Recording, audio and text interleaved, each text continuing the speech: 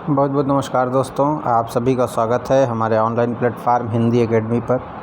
और आज हम लोग भारतीय राज्य व्यवस्था के कुछ महत्वपूर्ण प्रश्नों पर विचार करेंगे और भारत के संवैधानिक विकास पर एक नज़र डालते हुए और भारत की राज्य व्यवस्था के कुछ महत्वपूर्ण प्रश्नों पर ध्यान देते हुए, चूँकि जो इसके पूर्व की परीक्षाओं में यूपीपीसीएस जैसी परीक्षा में पूछा गया है, उन प्रश्नों को आज की कक्षा में उनकी चर्चा करेंगे। तो आइए भारतीय राज्य व्यवस्था के संवैधानिक विकास पर नज़र डालते हैं। तो जब हम भारतीय राज्य व्यवस्था के संवैधानिक विकास पर नज़र डालते हैं तो हम देखते हैं कि भारत का संवैधानिक विकास जो है वो 2 क्रम में हुआ है। पहला जो क्रम है वो ईस्ट इंडिया कंपनी के अंतर्गत हुआ है और दूसरा जो क्रम है, जो कि 1857 की क्रांति के बाद जो है ब्रिटिश क्राउन के अंतर्गत अधीनस्थ जो है वो संवैधानिक विकास का फिर क्रम आगे बढ़ता है। तो हम लोग देखते हैं कि भारत के संवैधानिक विकास के संदर्भ में तो ईस्ट इंडिया कंपनी के अंतर्गत जो संवैधानिक विकास हुए हैं उनको किन नामों से जाना जाता है, तो वो हमारे जो ईस्ट इंडिया कंपनी के अंतर्गत है, तो जिनमें से हमारे रेगुलेटिंग एक्ट 1773, उसके बाद Pitt's India act 1784, charter act 1793, charter act 1813, chartered act 1833 और चार्टर्ड एक्ट 1853, ये ईस्ट इंडिया कंपनी के अंतर्गत संवैधानिक विकास है। और उसके बाद 57 की क्रांति के बाद ब्रिटिश क्राउन के अंतर्गत भारत शासन अधिनियम 1858 से प्रारंभ होता है और भारत शासन अधिनियम 1861, 1892, 1909 मार्लेमेंटो सुधार, माउंटेगू चेम्सफोर्ड 1919 और 1935 भारत शासन अधिनियम और 1947 में भारतीय स्वतंत्रता अधिनियम 1947, ये गलती से 74 हो गया है, इसको 1947 कर लीजिए आप लोग, ये 1947 है। उसके बाद अगले क्रम में हम देखते हैं तो ये तो संवैधानिक विकास का रूप हो गया हमारा, जो कि अत्यंत महत्वपूर्ण है और अक्सर परीक्षाओं में ये पूछ लिया जाता है। तो आगे हम देखते हैं कि संवैधानिक विकास के अंतर्गत क्या क्या चीज़ें जो हैं वो किस संवैधानिक विकास में हमें क्या क्या चीज़ें भारत को प्राप्त हुई, जिनमें से मुख्य रूप से रेगुलेटिंग एक्ट 1773 में जिसके द्वारा सर्वोच्च न्यायालय की स्थापना हुई कलकत्ता में 1774 के लगभग। उसके बाद भारतीय विधान परिषद को बजट पर बहस करने की शक्ति जो है वो भारत परिषद अधिनियम 1892 के अंतर्गत प्राप्त हुई। अगला देखते हैं कि केंद्रीय विधानमंडल द्विसदनी व्यवस्था 1919 के भारत शासन अधिनियम के अंतर्गत यह व्यवस्था प्राप्त हुई। चूँकि 1919 केंद्रीय विधानमंडल, ये प्रश्न अक्सर परीक्षा में पूछ लिया जाता है।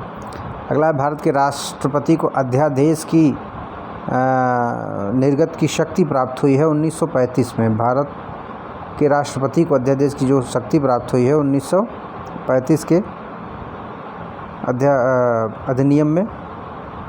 और अगला हम देखते हैं कि संविधान निर्माण का प्रस्ताव, तो संविधान के निर्माण का जो प्रस्ताव है वो क्रिप्स मिशन के तहत प्राप्त हुआ। और नेक्स्ट हमारा है कि संविधान सभा का गठन, तो संविधान सभा का गठन जो है वो कैबिनेट मिशन योजना के अंतर्गत हुआ है, संविधान सभा का गठन। और हमारे अंतिम सरकार जो गठित हुई है 1946 में, उसके तहत किन सदस्यों को कौन कौन से विभाग जो है उनको प्राप्त हुए थे, जिनमें से ये अक्सर परीक्षाओं में पूछ लिए जाते हैं। तो आइए देखते हैं कि सदस्य के रूप में किन किन सदस्यों को कौन कौन से विभाग प्राप्त हुए हैं। तो इसमें जो हमारा है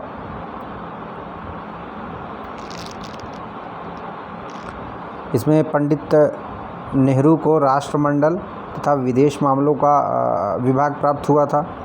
सरदार पटेल को गृह, सूचना एवं प्रसारण मंत्रालय, राजेंद्र प्रसाद खाद्य एवं कृषि मंत्रालय, जगजीवन राम को श्रम मंत्रालय। तो जगजीवन राम जो है वो दलित समाज से आते हैं, तो दलित समाज जो हमारा है वो श्रमिक समाज माना जाता है, तो जगजीवन राम जो है वो उनको श्रम विभाग प्राप्त था। बलदेव सिंह रक्षा विभाग, तो आज जिसके पास बल है वही हमारी रक्षा करेगा, तो थोड़ा इस तरीके से हम लोग याद करने का प्रयास करेंगे तो आसानी से याद हो जाएगा। तो लियाकत अली को वित्त विभाग प्राप्त हुआ था। राजगोपालाचारी को शिक्षा एवं कला का विभाग। और आगे हम लोग देखते हैं संविधान का प्रारूप। तो संविधान का प्रारूप जो है वो BN राव के द्वारा तैयार किया गया था। संविधान सभा का स्थायी अध्यक्ष तो राजेंद्र प्रसाद को बनाया गया था। संविधान सभा का अस्थायी अध्यक्ष जो है वो हमारे सच्चिदानंद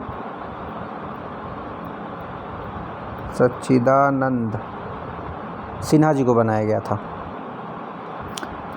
उसके बाद हमारा उद्देश्य प्रस्ताव कब और किसने प्रस्तुत किया? तो उद्देश्य प्रस्ताव जो हमारा है वो 13 दिसंबर 1946 को पंडित जवाहरलाल नेहरू जी ने प्रस्तुत किया था संविधान सभा में।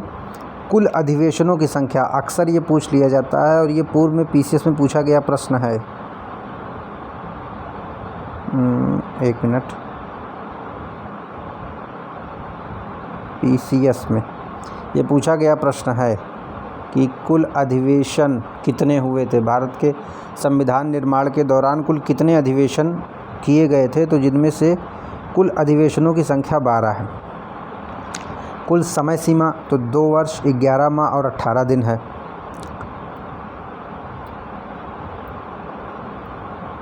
आइए अगला देखते हैं, अगले प्रश्न को देखते हैं। तो ये हमारा है संविधान स्वीकार हुआ। तो संविधान जो हमारा स्वीकार हुआ है वो 26 नवंबर 1949 को। संविधान पूर्णतः लागू हुआ तो ये 26 जनवरी 1950 को। भारत के संविधान ने राष्ट्रीय ध्वज को अपनाया है तो ये 22 जुलाई 1947 को। 22 जुलाई 1947 को। और राष्ट्रगान को कब अपनाया गया? तो राष्ट्रगान को 22 जनवरी 1950 को अपनाया गया। राष्ट्रीय चिन्ह को कब अपनाया गया? तो 26 जनवरी 1950 को राष्ट्रीय चिन्ह को अपनाया गया। ये कुछ महत्वपूर्ण प्रश्न हैं और ये पूछे गए प्रश्न हैं। जिन प्रश्नों को मैं आपके सामने हल करा रहा हूँ ये प्रश्न पूछे गए हैं, तो कृपया गौर से ध्यान से इन प्रश्नों को आप देखिए और इसको समझने का प्रयास करिए, क्योंकि ये पुनः फिर पूछे जाएंगे। और अगला जो है प्रमुख समितियां हम देख लेते हैं। तो प्रमुख समितियों में जो है हमारी प्रमुख समितियां हैं संघ समिति, और संघ समिति जो है उसके अध्यक्ष जो थे वो पंडित जवाहरलाल नेहरू थे। एक ट्रिक मैं आपको बता दे रहा हूँ कि जहाँ भी संघ आपको मिल जाए, जहाँ संघ मिल जाए तो 99% उसका उत्तर नेहरू ही होगा। कोई भी आपको समिति के आगे यदि संघ मिल जाए तो उसका उत्तर पंडित जवाहरलाल नेहरू होगा। प्रारूप समिति के अध्यक्ष कौन थे? तो सरदार पटेल थे। प्रांतीय समिति, क्षमा करिएगा, तो प्रांतीय समिति के जो अध्यक्ष थे सरदार पटेल थे। प्रारूप समिति के अध्यक्ष तो डॉक्टर BR अम्बेडकर। प्रक्रिया नियम समिति राजेंद्र प्रसाद। संचालन समिति राजेंद्र प्रसाद। मौलिक अधिकार एवं अल्पसंख्यक समिति के जो अध्यक्ष थे तो सरदार पटेल थे। हाँ, एक प्रश्न अक्सर पूछ लिया जाता है कि झंडा समिति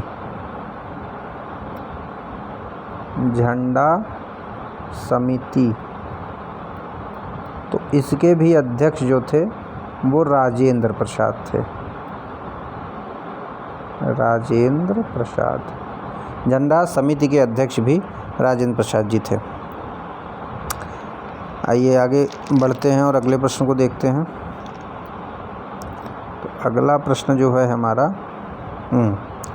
अगला प्रश्न है हमारा कि प्रारूप समिति का गठन कब हुआ? तो 29 अगस्त 1947 को प्रारूप समिति का गठन हुआ। ये प्रश्न पूछा गया है परीक्षा में। हाँ, भारत के स्वतंत्रता के पश्चात संविधान की प्रथम बैठक, तो भारत के स्वतंत्रता के पश्चात संविधान की प्रथम बैठक 14 अगस्त 1947 में हुई थी। संविधान सभा द्वारा कुल वाचन किए गए तो टोटल वाचनों की संख्या 3 है। संविधान सभा द्वारा प्रारूप पर कुल समय विचार विमर्श हुआ तो 114 दिन। ये बहुत ही आप समझिए कि बहुत ही गहराई के प्रश्न हैं और बड़े अंदर के प्रश्न हैं। मोटी मोटा लोग संविधान में चीज़ें याद करते हैं, लेकिन शायद इन प्रश्नों को वो कहीं पाते नहीं हैं जल्दी, और यदि पाते भी हैं तो इसको ध्यान नहीं देते हैं। तो आप ये समझिए कि बहुत ही महत्वपूर्ण मोस्ट इम्पॉर्टेंट प्रश्न है, ये मोस्ट इम्पॉर्टेंट प्रश्न है। आइए अगले प्रश्न पर विचार करते हैं। अगला है हमारा कि संविधान सभा कांग्रेस थी और कांग्रेस भारत, यह जो कथन है वो किसका है? तो यह कथन जो है वो जी ऑस्टिन द्वारा दिया गया था। मतलब जी ऑस्टिन जी ने कहा था कि संविधान सभा कांग्रेस थी और कांग्रेस भारत। बहुत ही महत्वपूर्ण प्रश्न है, ये प्रश्न पूछा गया है परीक्षा में। और कुछ वाद देख लेते हैं, भारत के संविधान और प्रस्तावना से संबंधित कुछ महत्वपूर्ण वाद हुए हैं और उन वादों में क्या क्या चीज़ें कही गई हैं, तो आइए देखते हैं। तो जिसमें एक है वेरूवाड़ी वाद। वेरूवाड़ी वाद जो है 1960 में यह वाद हुआ था, जिसमें संविधान की उद्देशिका को उसका अंग नहीं माना गया था। यानी संविधान की जो प्रस्तावना है, प्रस्तावना को संविधान का अंग नहीं माना गया था, इसको अलग माना गया था, संविधान का हिस्सा वेरूवाड़ी वाद में नहीं माना गया था। लेकिन गोलकनाथवाद में 1967 में संविधान मूल अधिकारों में संशोधन नहीं कर सकती, यानी संविधान यानी संसद, तो संसद जो है मूल अधिकारों में संशोधन नहीं कर सकती है, और इसमें 11 जजों की पीठ ने यह निर्णय दिया था। और अगला है हमारा सबसे महत्वपूर्ण वाद जो है, यह है केशवानंद भारती वाद 1973 में। ये संसद मूल अधिकारों में परिवर्तन कर सकती है, लेकिन मूल ढांचे में परिवर्तन नहीं कर सकती। तो मूल ढांचा क्या है? जैसे संसदीय कार्यप्रणाली, संसदीय कार्यप्रणाली, उसके बाद न्यायपालिका की सर्वोच्चता, उसके बाद राज्यों और संघों का, राज्य और केंद्र का बंटवारा। तो ये जो मूल ढांचे हैं इसको परिवर्तित नहीं कर सकते हैं, बाकी सारी चीज़ें जो हैं इसमें परिवर्तनीय हैं। अगला है हमारा 42वें संविधान संशोधन में 1976 में जो हुआ था, उसके द्वारा उद्देशिका में कौन कौन से शब्द जोड़े गए थे? तो ये शब्द हैं समाजवादी, पंथ निरपेक्ष और अखंडता जैसे शब्द, जो हमारे 42वें संविधान संशोधन द्वारा जोड़े गए थे।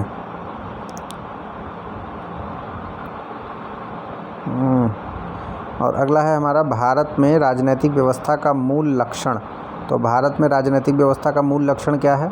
तो इसका मूल लक्षण है लोकतांत्रिक गणतंत्र। गणतंत्र मतलब ये होता है कि जहाँ का सर्वोच्च अधिकारी वो जन्मजात न, जन्म से न माना जाए। जैसे राजतंत्र की स्थिति यह थी कि राजा का लड़का ही राजा होता था, अब ऐसा नहीं है। अब जो है कि हमारे जो सर्वोच्च पद हैं उस पद पे कोई वंशानुक्रम नहीं होगा। दूसरा है हमारा संसदात्मक रूप की सरकार। तो संसदीय व्यवस्था हमारे के यहाँ है, हमारे के यहाँ संसदीय व्यवस्था में एक लोकसभा है, लोकसभा, एक है राज्यसभा। तो लोकसभा और राज्यसभा ये हमारी संसदीय व्यवस्था है, और इस लोकसभा में जनता के चुने हुए प्रतिनिधि जो है वो उस लोकसभा में बैठते हैं और वो हमारे मुद्दों को, हमारी समस्याओं को वहाँ पे उठाते हैं। तो ये संसदीय व्यवस्था हमारे यहाँ मानी गई है। तीसरा है हमारा सर्वोच्च सत्ता भारत की जनता के पास है, यानी 5 वर्ष बाद चुनाव होता है, 5 वर्ष के उपरांत चुनाव होता है, और चुनाव में जनता भारत की जो है वह पुनः अपना प्रतिनिधित्व करता चुनती है और उसको सदन भेजती है। तो यानी 5 वर्ष से ज़्यादा कोई भी सरकार नहीं रुक सकती। ये भारत की संसदीय व्यवस्था का एक अंग है, जिसके तहत संविधान ने भारत की जनता को सारे अधिकार दिए हुए हैं। अगला है हमारा प्रभुसत्ता संपन्न राज्य। प्रभुसत्ता यानी हम संप्रभु हैं। संप्रभु का मतलब ये है कि हम अपने आंतरिक एवं बाह्य मामलों को किसी भी बाह्य हस्तक्षेप के द्वारा हम उसको नियंत्रित कर सकते हैं, उसका अधिकार हमारे पास है। हमारे आंतरिक मामले जो हैं, हमारे बाहर के जो मामले हैं, सुरक्षा से संबंधित जो मामले हैं, विदेश नीति से जो संबंधित मामले हैं, उस मामलों को लेकर के हम पूरी तरीके से संपन्न हैं। तो इसीलिए संप्रभु राज्य की संकल्पना हमारे संविधान में मानी गई है। आइए अगला देखते हैं। भारतीय संविधान के प्रमुख स्रोत। यहाँ से 100% प्रश्न पूछ लिए जाते हैं। यहाँ से तो आप बच के जा भी नहीं सकते हैं। तो ये आपको किसी न किसी सूरत में, किसी न किसी रूप में इसको तो आपको याद करना ही होगा।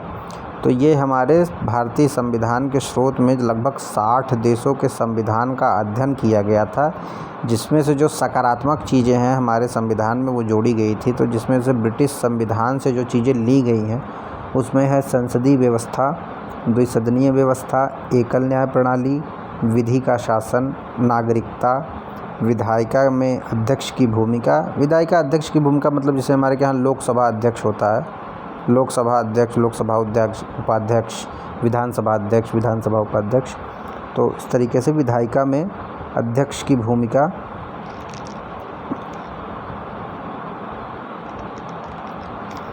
और सर्वोच्च मत वाले को जीत। तो ये ब्रिटिश के संविधान से ये चीज़ें हमारे संविधान में ली गई हैं। अगला है आयरलैंड के संविधान में। और आयरलैंड का संविधान कब बना था? तो 1837 में इसका निर्माण हुआ था। तो जिसमें से नीति निर्देशक तत्वों को शामिल किया गया है। राज्यसभा में 12 सदस्यों का मनोनयन, जो कि कला और अन्य किसी सामाजिक कार्य में पारंगत होते हैं, उनको राष्ट्रपति जो है इसमें मनोनीत करता है। तीसरा है राष्ट्रपति का निर्वाचक मंडल और पद्धति। तो राष्ट्रपति के निर्वाचन में जो निर्वाचक मंडल बनते हैं 50-50 प्रस्तावक, और उसकी पद्धति क्या है उसके संदर्भ में ये चीज़ें यहाँ बताई गई आयरलैंड के संविधान से, जिसको भारत के संविधान में जोड़ा गया है।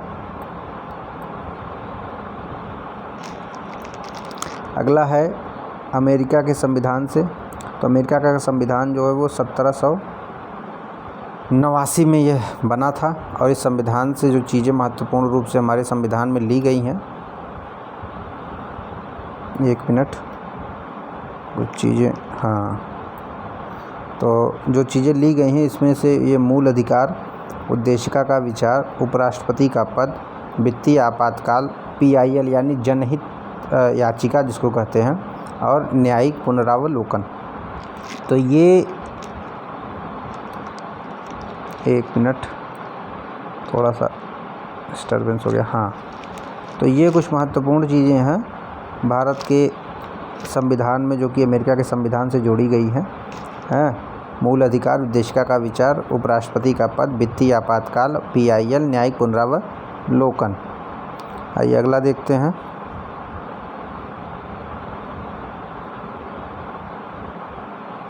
अगले में है ऑस्ट्रेलिया के संविधान से। तो 1901 में ऑस्ट्रेलिया का संविधान निर्मित हुआ था। ऑस्ट्रेलिया के संविधान से क्या क्या चीज़ें हमारे संविधान में ली गई हैं? तो वो है प्रस्तावना की भाषा है, समवर्ती सूची है, केंद्र राज्य संबंध है, शक्तियों का विभाजन है, और संयुक्त बैठकें हैं। तो ये कुछ महत्वपूर्ण चीज़ें हैं जो ऑस्ट्रेलिया के संविधान द्वारा ली गई हैं। एक कनाडा के संविधान से जो चीज़ें ली गई हैं उसको देखते हैं। तो राज्यपाल की नियुक्ति, सशक्त केंद्र, अवशिष्ट शक्ति।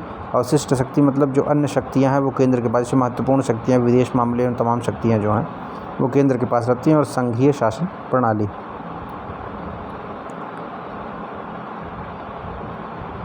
जापान के संविधान से विधि द्वारा स्थापित।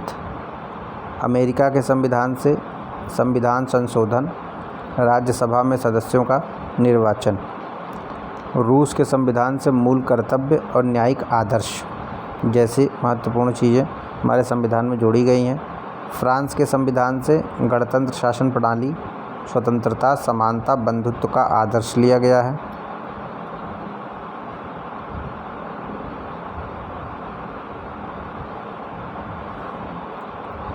और अगला है हमारा जर्मन के वीमर संविधान से, जो कि 1933 में इसका संविधान निर्मित हुआ था। आपात उपबंध और भारत शासन अधिनियम 1935 से लगभग 250 अनुच्छेद को हमारे भारतीय संविधान में शामिल किया गया है। तो ये महत्वपूर्ण भारतीय संविधान की जो आज की क्लासेस थी, और आशा है, उम्मीद है कि आपको पसंद आई होगी। और आने वाले समय में इसको और बेहतर आगे बढ़ाया जाएगा बेहतर ढंग से। तो भारत के संविधान के संवैधानिक विकास को हम लोग देखते हुए फिर भारत के संविधान के संवैधानिक विकास के बाद के क्रम को अंतरिम सरकार के गठन की चीज़ों को हम लोगों ने देखा है, जिनमें से महत्वपूर्ण चीज़ों पर चर्चा की गई है। फिर उसके पश्चात जो है हम लोग प्रमुख समितियों का हम लोगों ने अध्ययन किया है। ये सारे प्रश्न जो प्रश्न मैंने आज आपको कराए हैं, ये सारे प्रश्न किसी न किसी रूप में हर परीक्षा में पूछ लिए गए हैं। ये बड़े महत्वपूर्ण प्रश्न है। ये तो प्रश्न शायद 2-3 साल पहले ये PCS में ये प्रश्न पूछा गया है, जी ऑस्टिन वाला, कि संविधान सभा कांग्रेस थी और कांग्रेस भारत है। बेरुवाड़ी केस इसके क्रम पूछ लिए जाते हैं, गोलकनाथ केस के क्रम पूछ लिए जाते हैं। तो ये जो महत्वपूर्ण प्रश्नों की श्रृंखला थी आप लोगों के बीच में आज लाया हूँ। आगे की कक्षा में मैं इसके आगे भारतीय राज्य व्यवस्था के क्रम में आगे भारत के संविधान से चीज़ें जो जुड़ी हुई हैं, राष्ट्रपति, उपराष्ट्रपति, राज्यपाल, विधान परिषद, लोकसभा, राज्यसभा और संविधान संशोधन, ये सारी चीज़ें जो हैं आपको अगली कक्षा में मैं इसको पूर्ण कराऊंगा। और उम्मीद और आशा करता हूं कि आज की क्लास आपको पसंद आई होगी। तो आप हमारे चैनल को लाइक कर लीजिए, सब्सक्राइब कर लीजिए, इसको शेयर करिए और आगे की बेहतर कक्षाओं के लिए हमारे साथ बने रहिए। तो बहुत बहुत धन्यवाद। आगे हम लोग फिर अगली कक्षा में मिलते हैं।